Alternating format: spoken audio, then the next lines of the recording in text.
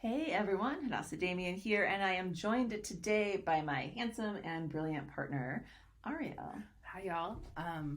Long time listener, first time caller. My name is Ariel. I'm a she/her. I am 39. I am an attorney and have a public defender and have been one since October when I got my license. And it's so nice to be here today. Yeah, so we are here to talk to you about what it's like to buy a house in a cross-class relationship. So I think it makes sense just to start a little bit recap where we both kind of come from, talk a little bit about how we talk about money in our relationship, like some of the differences that we have and how we navigated that in our house buying process.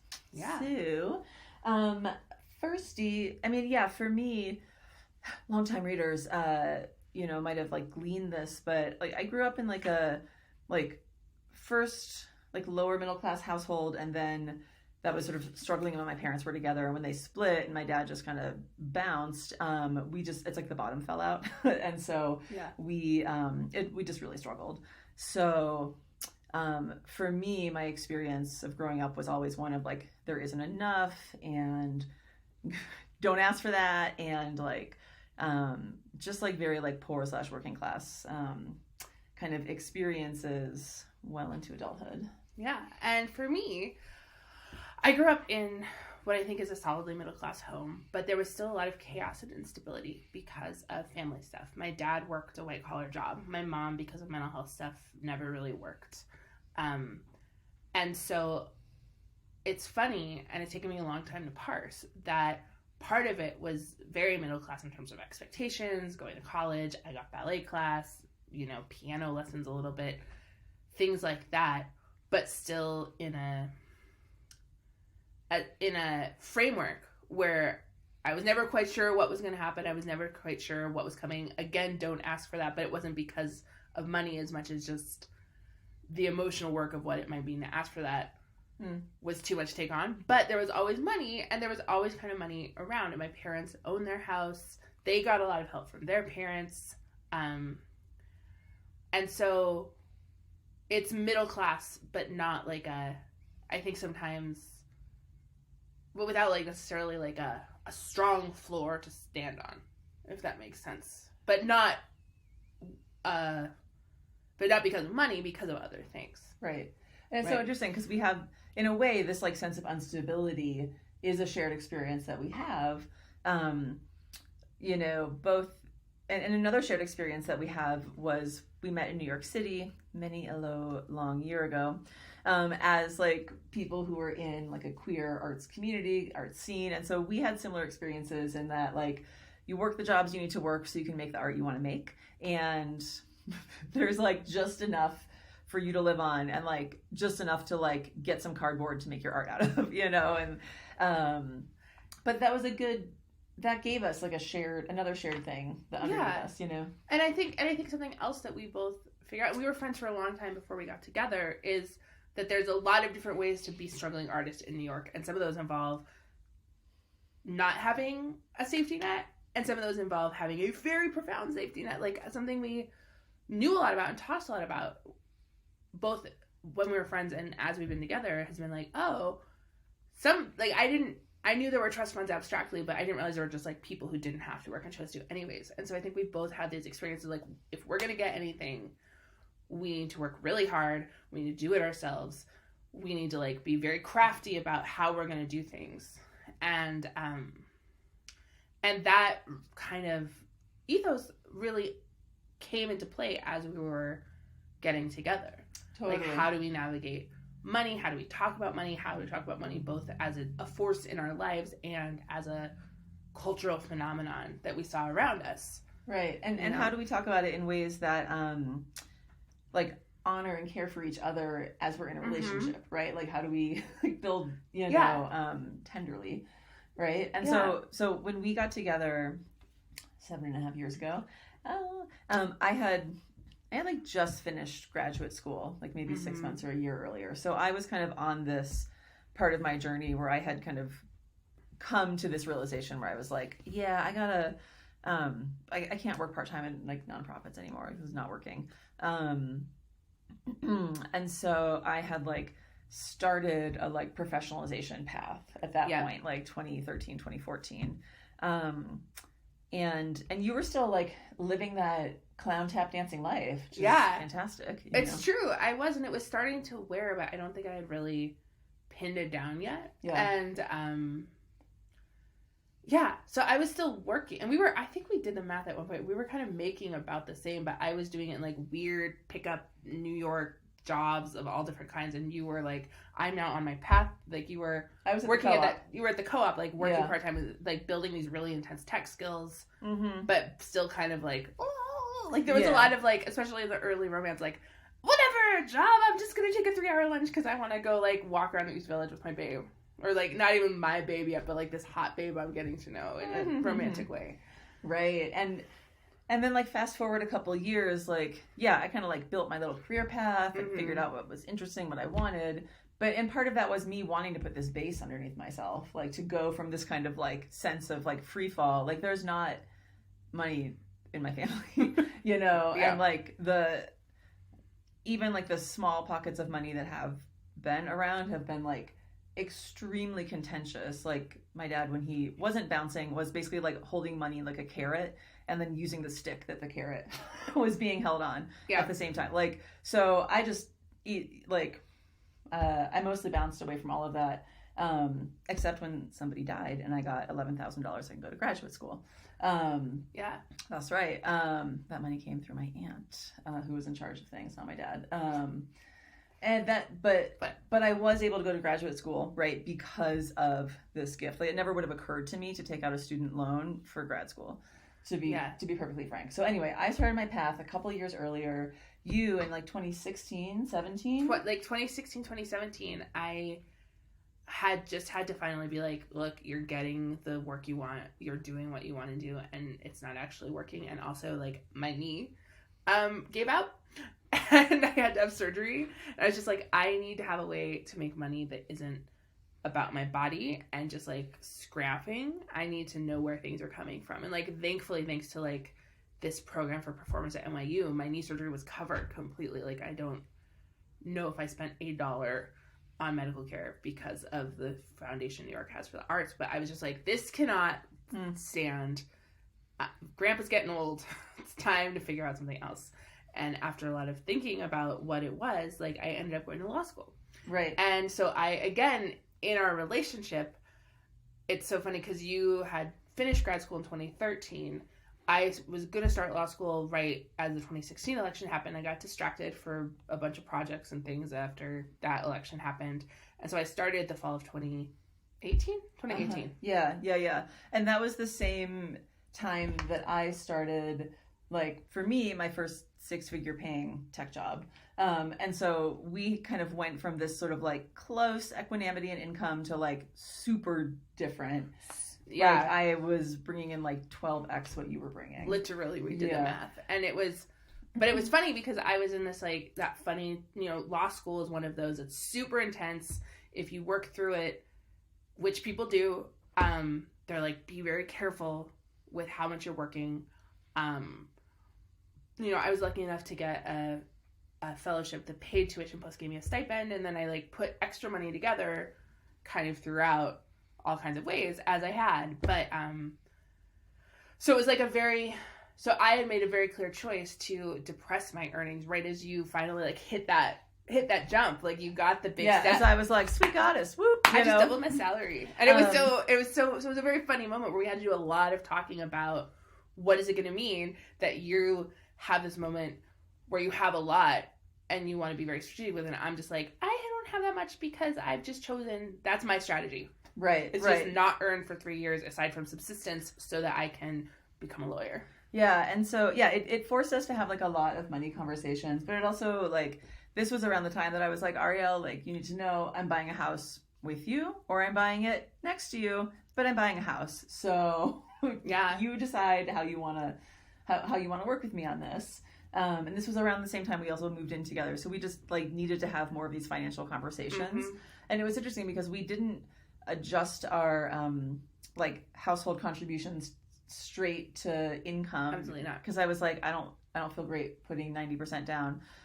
And I towards also everything. wouldn't feel great putting 10% down because Right, of the right, different. right. One of the key differences in our class was that like I don't have to take care of my parents, and like Dot has to take care of her mom, Right. and I have a hunch that I will inherit, and you will be paying for your mom's funeral. Not to be too blunt, and so it just like it did not. And I also made a choice to not earn so I could earn later, and it just felt really wrong, right, to be like, yeah, well, our incomes are, you know, like this, so obviously we should do a straight percentage split. Like, I think we pulled out a ton of money and then did a split, so it was more like 2/3, 1/3, mm-hmm. or it was something. And that's sort of like around what we've done. I think we were 60-40 mm-hmm. or 2/3, 1/3. Yeah, and that's about what we've maintained.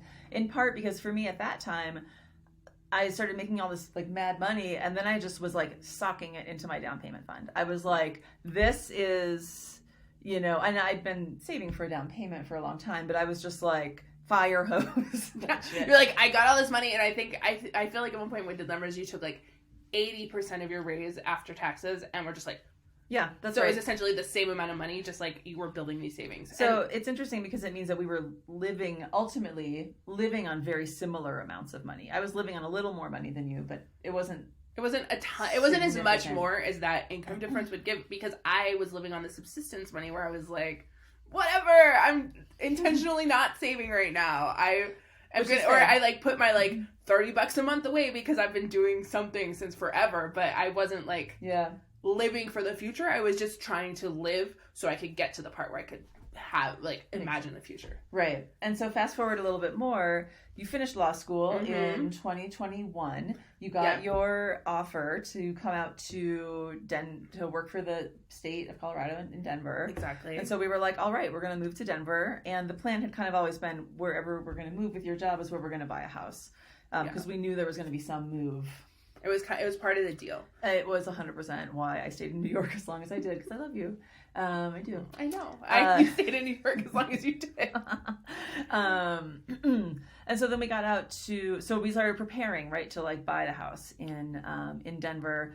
By that point, I think I'd been able to save like around like 70 grand. But of course I was like, we were planning months ahead, so I'm still saving. Yeah. And I was kind of chilling on my last little scrap from school that I had been like, it's just gonna have to happen somehow, and I'm gonna do my part, right? And it's again this very funny thing between us where like you've been the larger earner, you still are, and I'm like, I have to do my part too because it's not fair. And so we were thinking this through, and I remember saying at one point, coming back around to all that early family stuff, being like, I know my mom has money because when her mom died, I inherited some, but she inherited a lot, and I know that in part because I've had to be up in my mom's business and her affairs at various times.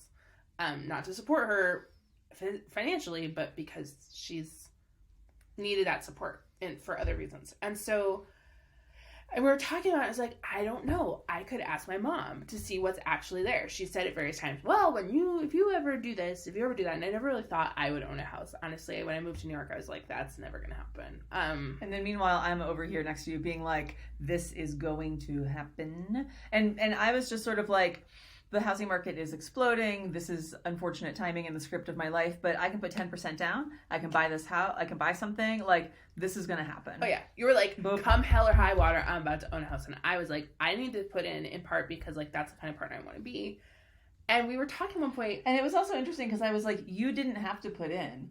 Like, no, we could have done it completely on your money. Totally. It's that, but also I wasn't like, Ariel, you have to put in. No, I was like, yeah, Das, I have to put in. Right. And so it was like, and that was a way to like, for both of us to, I think, feel like we were doing a piece, like you're saying. Yeah, like we were doing it together, and it just like, again, didn't feel right for me to just be like, I'm fine.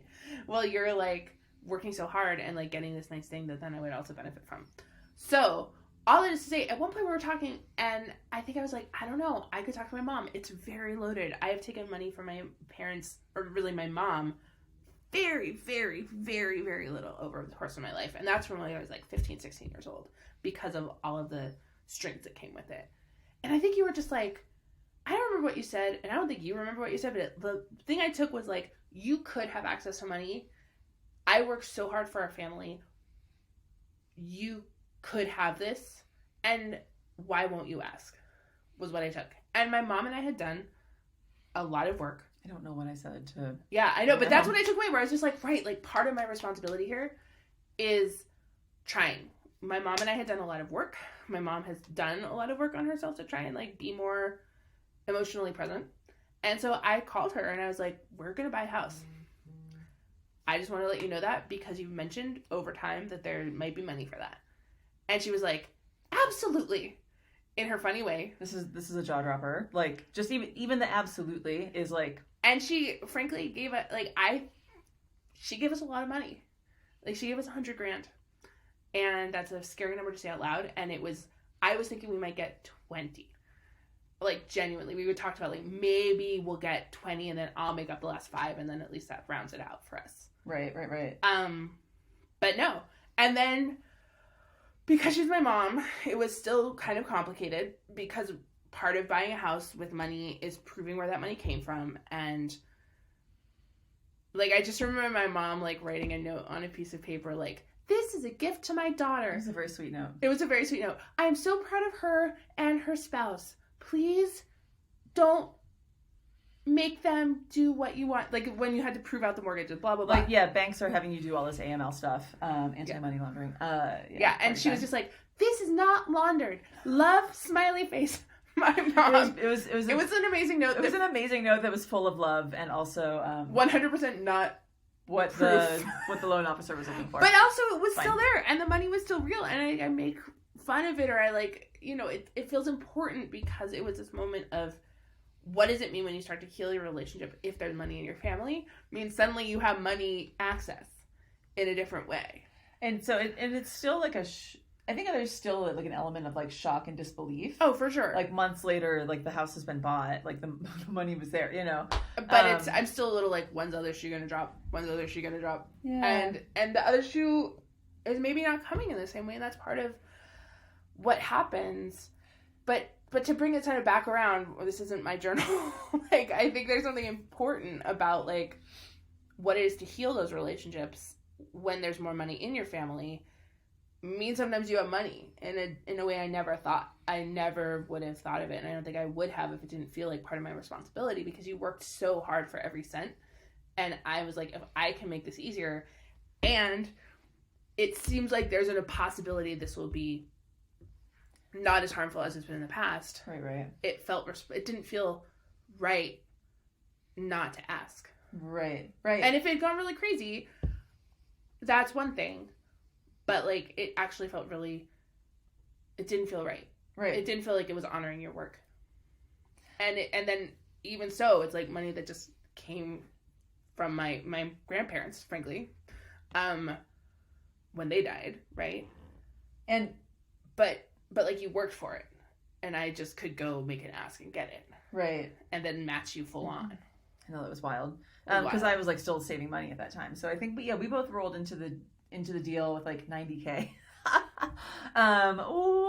Which was insane for the record, and not at all expected. And I mean, and that's like, that was all of our moving costs. That was all of our like new furniture. That was like renovation. That was down payment. Like, that was everything, but that's still a large amount of money. It's like the most money I think I've, And at the same time, I don't know, like for me, I have the point of view that I'm like, money solves problems. Look at this. Problems have been solved. Like, I'm just like, yay, look at this. That got easier. And I'm like so happy that you were willing to make that ask. Again, like that's not the outcome that I expected. And I'm super grateful for it. I'm grateful to, the stewardship, right, of like your grandparents and your mom and how that all happened. And now we're in the crib. We've got the house. Housing market is even nutsier. So we thought we were doing something crazy buying at the top of the market, and it turns out it was not the top of the market, which is insane. Which is mind blowing, even because we bought in September 2021. And now, like, again, we still have like a very unequal income. You're a public defender. Like, I'm a consultant, and I work with like tech companies doing like fun and fancy design strategy work, and I think that we're at a like, I don't know, maybe like a 3-to-1 kind of ratio. Think probably close to 3-to-1. Yeah. More or less. Like, And it's funny, again, because I remember when you got your $65,000 job and fixed your teeth. Mm-hmm. And now I have a $65,000 job, and y'all, I fixed my teeth. That's right. You know, and it's like, so, it felt really funny because I remember that moment for you. Oh yeah, that first job like with you, where you're finally not just barely scraping it together. You have that extra like, couple $100 where you're like, oh my God, I can put a little bit in retirement and then the rest in my mouth. Right. Yeah. And I'm still figuring it out, in part because there is a part of me that's like, well, you got this money from your mom. Like, how do you reframe? Like, I'm having to do a lot of thinking and reframing about, like, what does that mean? But also, I'm making $65,000 a year. I'm 39. It's the most I've ever made in my life, by far. And I'm still playing catch up, but also trying to be honest about, like, what may or may not come down the road in this way where I think what I'm trying to say is, like, how do we keep contributing?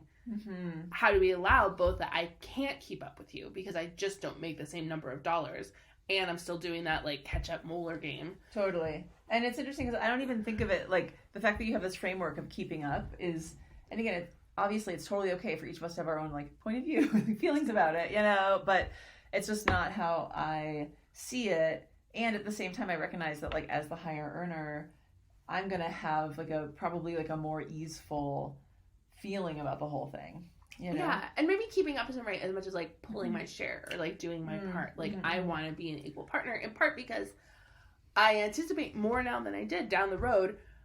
My parents will die, and I will, at least for my mom, probably inherit quite a bit of money. And, like, if that's, and, like, that's not just, it's just true. And so, like, right, it feels really important to be and, like, right about that, or, like, to consider that somehow now where I didn't before, even though it has nothing to do with my current reality. And y'all, there is a completely possible thing my mom is just gonna, like, give it all to, like, the anti-vax dog rescuers of America. Right. And so she might. and so we don't, like, adjust our incomes or adjust our household contributions assuming that there's, like, money coming at you. Exactly. And there isn't money coming aside from this gigantic gift that we got. Right. And just went, like, straight to the bank. And also that as we plan how we're talking about and spending money for our house now, we're not doing a straight income proportion because like, Das has to take care of her mom. Das, like, has to do savings to make up for the fact, like, that is the one way in which we allow for it, right? Right. That you're saving more because you have to, and I'm saving less and making less, not because I don't have to, but a little I don't have to, and a little I'm just not there yet. I mean, like, you are someone who can be a public defender. Like, you're not in a financial situation where you're like, well, I have to go to big law because I have to pay back these, like, bonkers loans, and I have to, like, support my, like, you know, first gen or, like, working class or poor family, you know? Yeah. And it's just different. It's true. And also, like, I have a pension. Oh, you have good healthcare. I have like, I pay for both of our healthcare, and it's so little money. And, like, we have Cherry house insurance. Which means I can actually consult, which is amazing. And this is, like, maybe another episode of this at this point. But as we think about the house, bringing it back around and, like, thinking about how we contribute to the house, I think it's something we're still negotiating, because you're like, I have like so much joy and excitement and, like, I have little more money to throw around. Bougie yard dreams. Oh my God. And the money to fund the bougie yard dreams. So yeah, it's interesting, like, because right now I'm like, Ariel, I don't need you. I need you to, like, do whatever your teeth need. You know, but that's partnership, right? Yeah. I'm like, do I want to be like, no, sorry, cut into your molar fund so that we can have, like, hydrangeas or whatever? No. Especially when I can totally pay for the hydrangeas. Yeah. You know, or whatever, you know. But it's at the same time tricky, because I'm like, at the one hand, I feel that feeling, which is very familiar, of, like, I can't possibly spend on anything other than the molars because I'm not doing my part around the house, or, like, keeping up equally around the house, when, like, sometimes a bitch just wants some fancy socks, you know? And, like, again, that's a larger conversation, but or a different conversation about, like, differences in spending in couples or in any sort of configuration of financial teamwork. But it's, like, a very funny moment to be like, well, you're out here putting in hydrangea bushes and making our house beautiful. Is it right that I'm, like, doing this, doing that? Which is, again, my own shit. And I think also comes from, like, a long time of really fighting with myself over anything that didn't feel like an essential purchase because money was so tight. And at the end of the day, I mean, to wrap this up, I think we have a really functional, for now, household contribution budget. We're at like 2/3, 1/3, right? More or less. Ishka. Plus, but I say more or less only because you then are like, but these hydrangeas give me pleasure and I'm buying them. For so it's like household. our family budget is about 2/3, 1/3, and then you make other expenditures. Correct. Right. Good point. Okay. And then we got this crib. Yeah. And it's wild. And it's wild. And I think it was really important. It wasn't our first big money conversation. It wasn't like our 10th big money conversation. And it was really, and I think that made a lot of this nuance possible, as well as just like a real deep sense of like both what are the structural differences in our families and the similarities, and like trying to hold that complexity while making financial decisions. This was not our first rodeo. I think if it had been, it would have been a lot harder. I think one other thing that comes to mind too, like for me, like I think coming from the background I come from, I'm just like, real estate is wealth. Real estate is stability. It is your own situation. And for me, there was a lot of that, like from an outsider point of view. Like I was like, oh, this thing that seems really normal to a lot of people, I lust for. you know? And so for me, making this happen was 100% like putting that stability in underneath. Totally. And you know, and I think for me, like I moved out of my parents' house so young, and I was just like, well, never gonna have that. That's fine. It's like I'm gonna build my life structure in other ways because that's just like not gonna happen. And then you were willing to roll. Well, yeah, with my dream. You know? Yeah, because it was your dream. Like I don't know if I would have bought a house if it wasn't for like you having and like holding this dream that was very dear to you.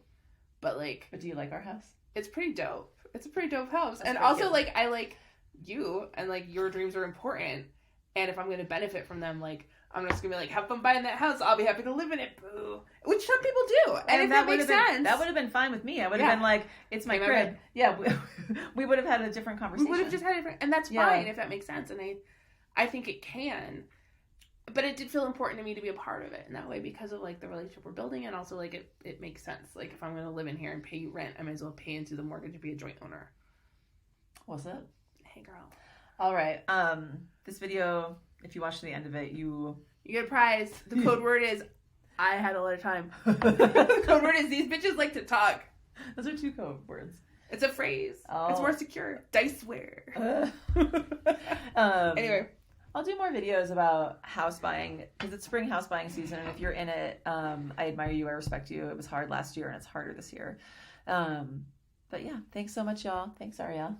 Thanks.